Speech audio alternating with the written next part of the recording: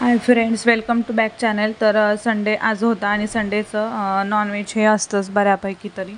तर म्हटलं आपण पण बोंबील करूयात। तर सुक्का बोंबील इथं मी करणार होते, तर त्याचीच रेसिपी मी तुमच्यासोबत शेअर करत आहे। इथं बोंबील असे स्वच्छ असे निवडून घेतलेले आहेत आणि त्यानंतर मी थोडेसे ते भाजून घेणार आहे, जेणेकरून त्याचा जो उग्र वास आहे तो नाहीसा होईल किंवा कमी प्रमाणात येईल। तर त्यासाठी मी बोंबील भाजायला ठेवल्यावर इकडे कांदा चिरून घेतलेला आहे बारीक, एक टोमॅटो आणि 2 बटाटे घेतले आहेत। तर बोंबील बटाटा असा करणार आहे मी। तर इथं माझा कांदा बारीक असा चिरून झालेला आहे आणि मी कांदा भाजण्यासाठी ठेवलेला आहे। तोपर्यंत मी बोंबील आता स्वच्छ असे धुवून घेत आहे।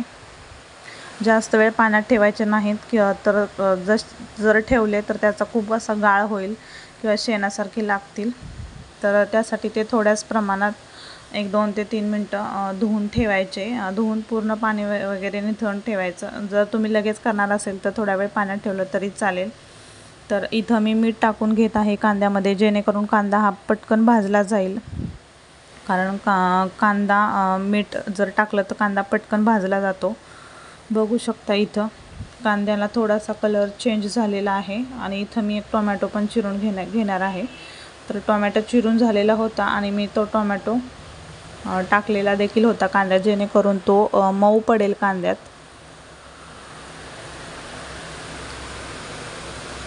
आणि कांद्याचा थोडासा कलर चेंज झाल्यावर मी त्यात 1.5 पळी असं तेल टाकलेलं होतं। तुम्ही तुमच्या आवडीनुसार किंवा तुमच्या क्वांटिटीनुसार भाजीच्या तुम्ही तेल टाकू शकता।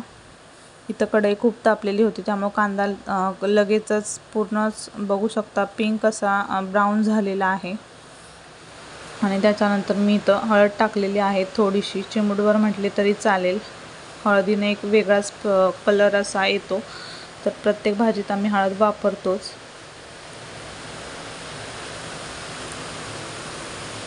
हळद इथं मिक्स केल्यानंतर मी जे घरगुती आपलं काळा तिखट आहे, जो की वर्षभराचा साठवणुकीचा मसाला म्हणतात, काळा तिखट म्हणतात किंवा अजून काही प्रत्येकाची पद्धत असते किंवा नावं असतात वेगवेगळी। तर इथं मी ते टाकून घेतलेलं आहे अर्धा चमचा।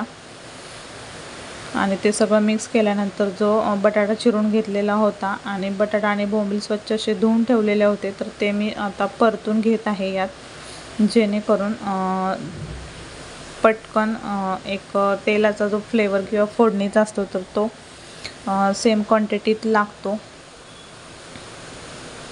तर इथं मी असंच मिक्स करून घेतलेलं आहे। आणि तुम्हाला जशी भाजी करायची आहे, थोडीशी रस्स्याची किंवा जास्त रस्स्याची किंवा एकदम सुक्की अशी, तर तुम्ही त्या क्वांटिटीत पाणी ओतू शकता। तर इथं मी सुक्कीच भाजी बनवणार होते, म्हणून मी थोडंसंच पाणी ओतलेलं आहे आणि त्याच्यानंतर लगेच त्याच्यावर झाकण ठेवून देणार आहे, जेणेकरून 5 ते 10 मिनटात भाजी अशी तयार होईल। आणि मध्ये एक 5 ते 6 मिनटांनी चेक केलं तर बऱ्यापैकी पाणी त्यातलं आटलेलं होतं, म्हणजेच बटाटा वगैरे शिजत आलेला होता, बघू शकता।